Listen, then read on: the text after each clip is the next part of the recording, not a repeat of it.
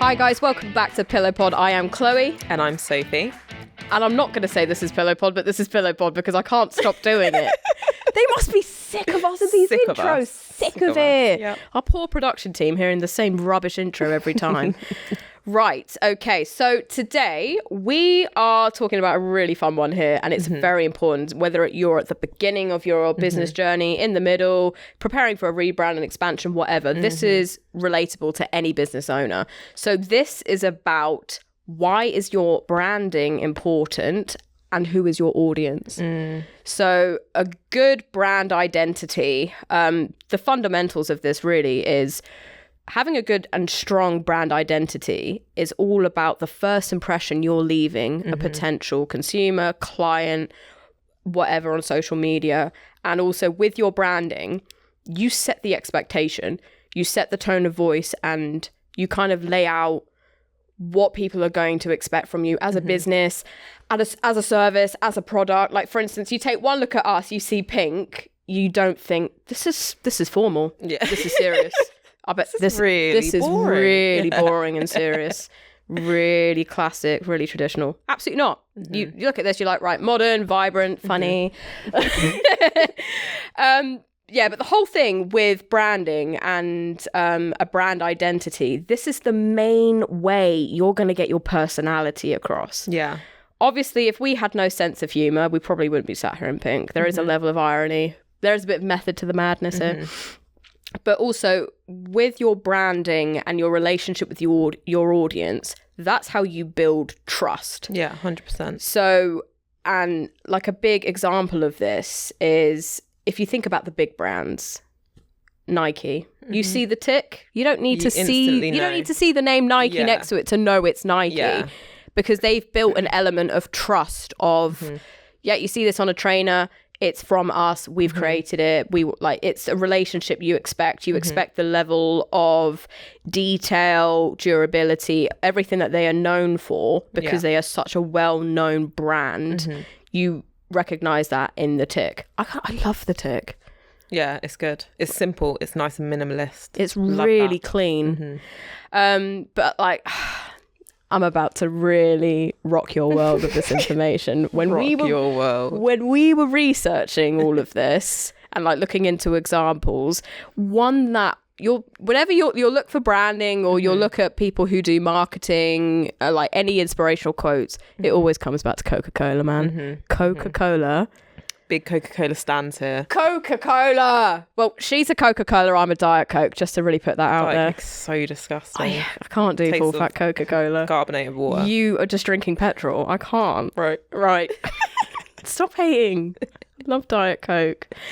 Sorry if there's any Pepsi fans out there. We apologise. I love Pepsi though. I do love Pepsi. It's sweeter than Coke. But you're not Coca-Cola. Yeah, you're not Coca-Cola. Yeah. It's not Coca-Cola. Anyway, exactly. Our opinions out of it. Let's get to the facts. So, Coca-Cola, as an example, is a brilliant brand identity. They are known as a emotional brand. So, what we mean by as an emotional brand is they are selling an experience rather than a product. So whenever you'd see old commercials and like advertisement of Coca-Cola, they're drinking it and they're just euphoric. You've just had a sip of this drink and you're unstoppable. Yeah. It's kind of like also the whole Red Bull gives you wings. Yeah. You love Red Bull. The one time she hasn't got Red Bull in this cup, by the way, it's actually water. Growing up on us. But yeah, the whole thing with being an emotional brand, you're selling an experience rather than a product, and that's where people connect. Yeah. And obviously when you think about, I think it would be good that we will do some social posts about this to kind of show you the visuals as well on our Instagram. But when we actually go down to the typographies and the fonts of Coca-Cola, the classic one is italic, it's elegant, it feels like old school writing. And what they did when they modernized in the 80s and they brought in Diet Coke, my gal Diet Coke, they modernized the branding slightly without losing their original brand identity. So the original typography of Coca-Cola still stayed on the word diet. So diet is still swirly. And then they brought in Coke in sans serif, nice and bold, still clean with the red branding, but it's a mixture of, okay, we're still showing that we're essentially a trademark in history, but we've modernized to adapt to this. Beyond obsessed with that. And that's so hard to do. It is hard to do, because I even tried to do it and I just couldn't.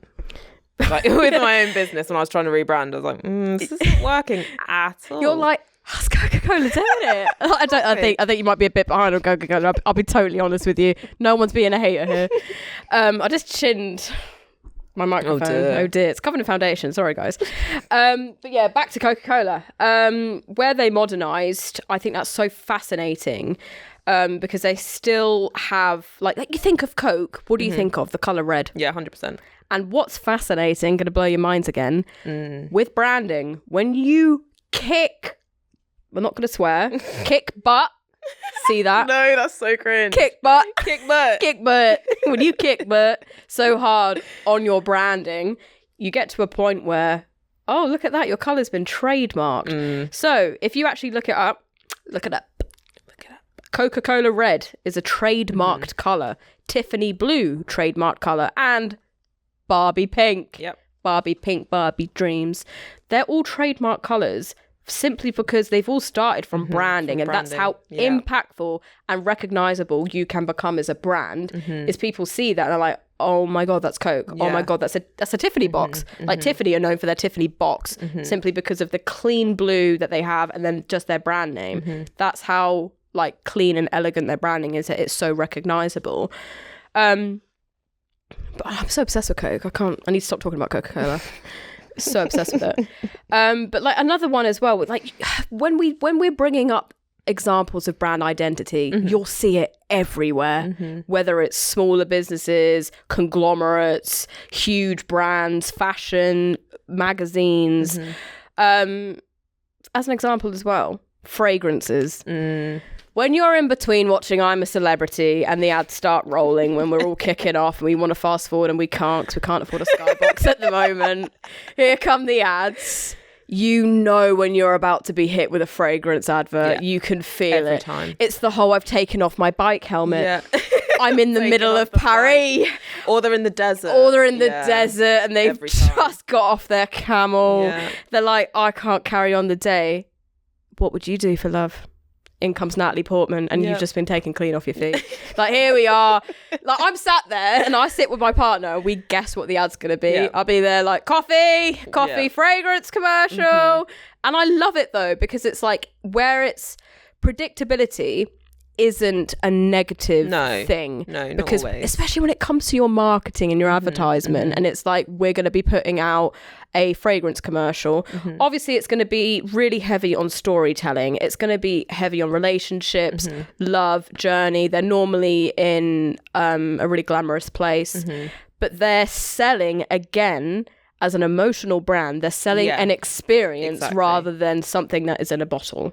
Because if you're just going to be like a different thing as well, like if you can think about any, I'm about to do a display for you with nothing in my hands. Right, let's get the cup out. So most products as well, if they're not going to be selling you the experience, they would do an advertisement where you're going to get some lights over the bottle because they're really trying to focus on the exact item rather than the experience. That's a completely different brand. Yeah. And there's nothing wrong with that. But like, for instance, with, let me have a think, Olaplex, they would line up all of their products because the whole thing with Olaplex is they're an aesthetic product to have in your bathroom because it looks clean, it's giving clean girl aesthetic, it's really TikTok friendly, it's Instagrammable, and it matches any, and it's where it's like, it's all just monochromatic, it's white and black, it matches any bathroom. Looks professional, so it looks still professional. feels like you've got like professional hair products in your bathroom. But that's an example of when your brand identity, you're not selling, because I then don't care about watching someone with the product washing it in the shower sort of thing. I want to see the clean close-ups of the product and see the water coming down, seeing it being poured sort of thing. Whereas fragrance, if someone's going to sit there and spray a Dior bottle, I need Paris. I need to be back on my camel in India. Like, you know what I mean? I need the experience of the storytelling. And you don't actually think about that until you actually start watching adverts and you start But like that's what like you need to be doing. You need to be doing that when you start opening your business and thinking about branding. Is branding and advertisement goes hand in hand. You can't have good advertisement without great branding. There's no point of having great branding if you're not going to advertise it. So they go hand in hand with each other. And I think that is enough on my TED Talk for today. Before I get even more into my I went full on teacher. I went fleeing from their homes. But then what we wanted to say is, like, as an example, how are we using our brand identity and our connection with our audience and PillarPod? So I think with PillarPod, it was important for us to create a brand that reflected our values, our personalities, us as people. And a few of those would be authenticity, positivity, the fact that we're creating a community, like with our networking events and stuff like that. And we did that through the colour of the colour of pink. Sorry, that sounded really weird when I was saying it. No, I was there for the pink. It was the fragrance commercial. Yeah, it rubbed off of me. Yeah, Sorry about see, brand identity. Back to you. But yeah, so like globally, the colour pink is associated with women, and that is a strong part of our brand, is that we bring women together, and we create that sense of community, and it's a safe place for women to come and network. And also pink is simply just an eye-catching colour, but we did this we touched on this in our previous episode, through researching the psychology of what these different tones of pinks convey and how they would be portrayed psychologically. So for example, we use a light pink, which is like calmness, safety, and we've got the medium pink, which is more like our bright pinks that are more like energetic, exciting, fun. We've got our dark pinks, which is more for like sophistication, but a bit sensual. I should really hold up our cue card because it's all on the back here.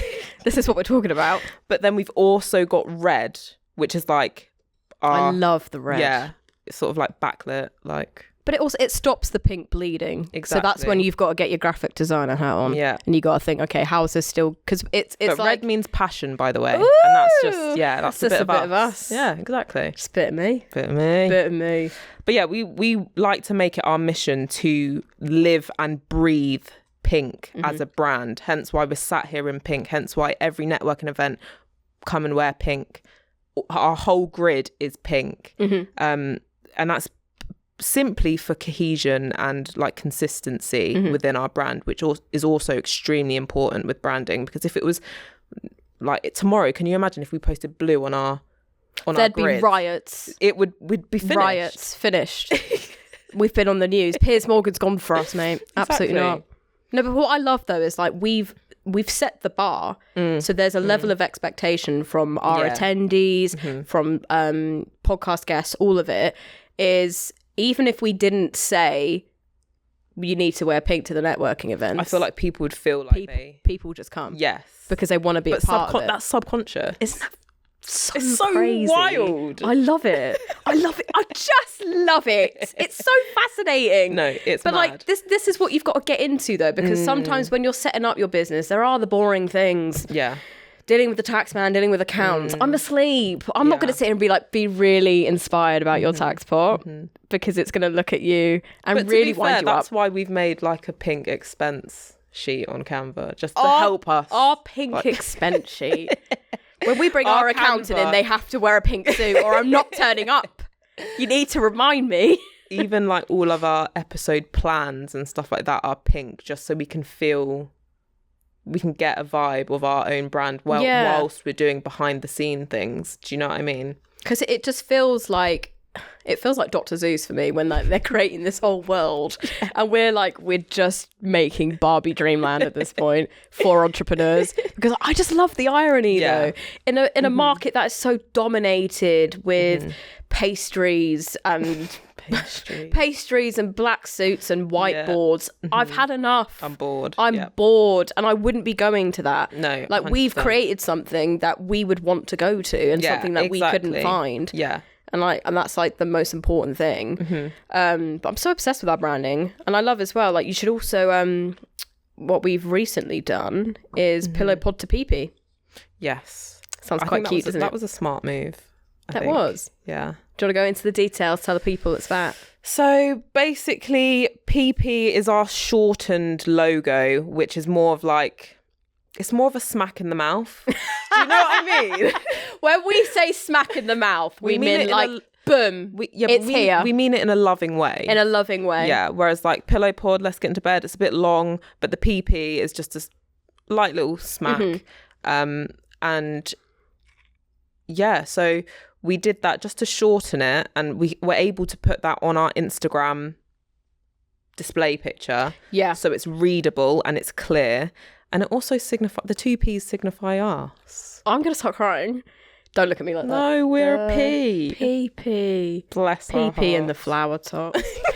Fifi. Anyway, another big reason though of why we did that. Obviously, with Pillow Pod that we're building, like as a brand, I mean, like as an empire. We're not there yet, but we will be. You wait.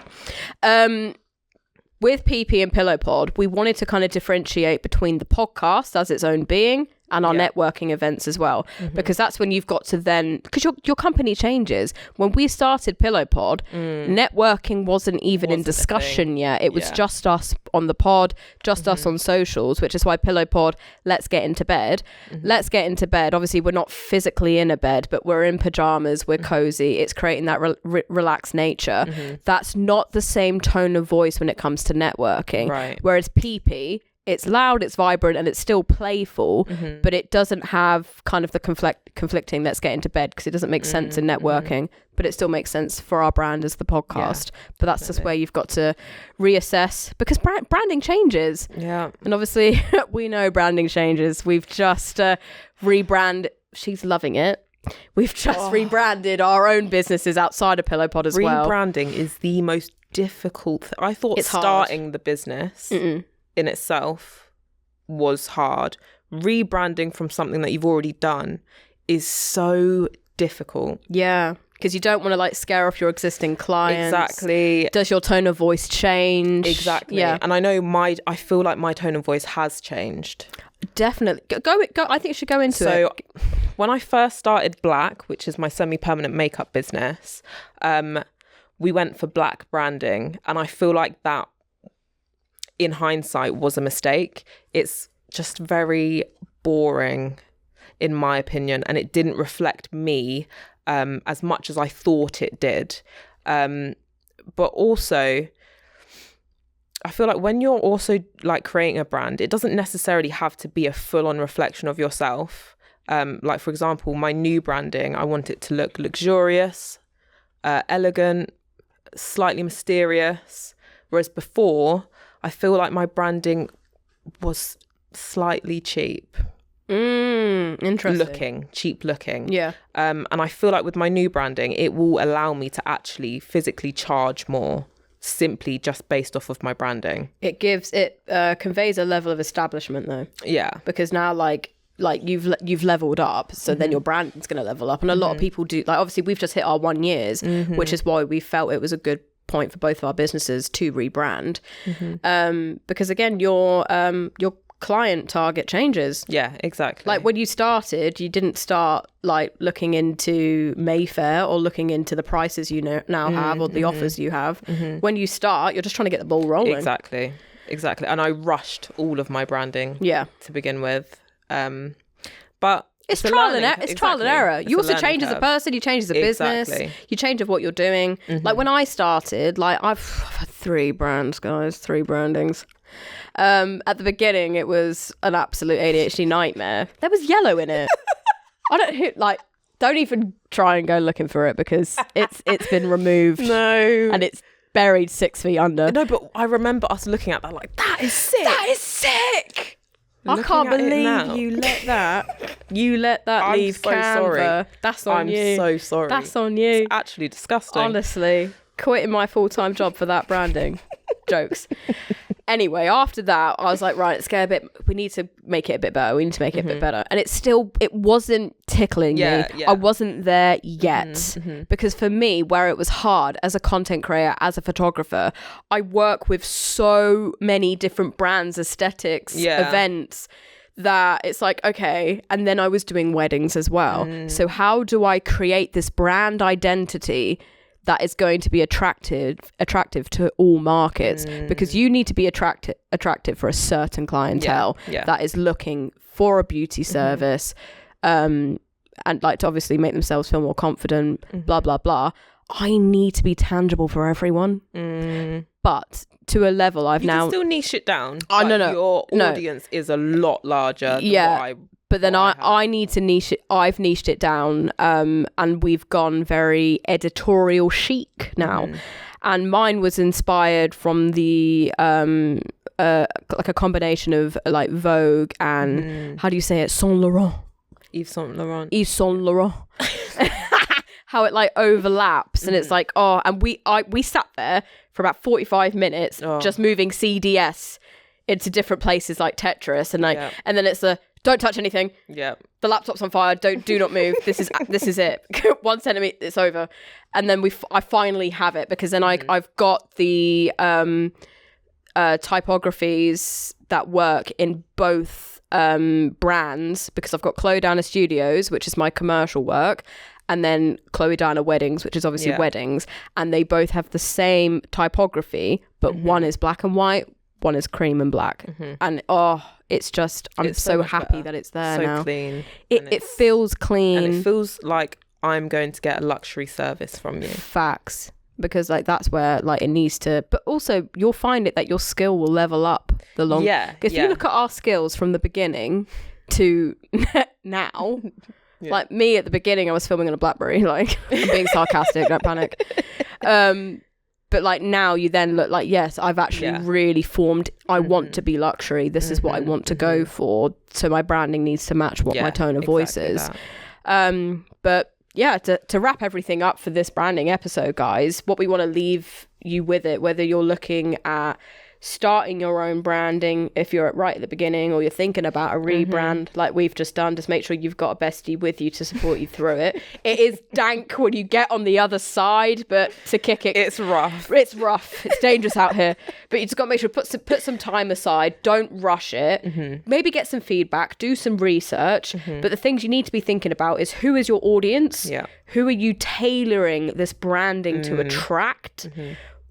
Will the branding attract them? Maybe put out some testers and see what people think without making it public. Is your tone of voice being captured in it? What is your brand message? What are your competitors doing? Which is a big thing. Look at what your competitors are doing. Are you able to differ to that anyway, so you stand out in that market? Because I was actually reading something in Forbes magazine like a couple of weeks ago about branding, and there was a tabloid in there that was saying like, where we're in such an oversaturated digital age, it's so hard to stand out with branding. 100%. So even though it's like everything's already been done. Yeah, but like even though Soph's phrasing of it's the pee will smack you in the mouth, that is what you've got to do. Exactly. You need to have branding that's going to make, I'm going to stop scrolling and look at this, or I like this, this. And then once you've got your branding, you're happy with it, you're happy with your tone of voice, you know who you want to attract, create your adverts to target that audience. Exactly. And off you go. Yeah. And on that note, let's go rebrand. Jokes. But thanks so much for tuning in, guys. Feel free to send us any of your before and afters if you're rebranding. Any questions, drop us a DM. We love chatting about it. And we are a Canvas stan, so feel free just to drop us a message. See you soon. Bye. Bye.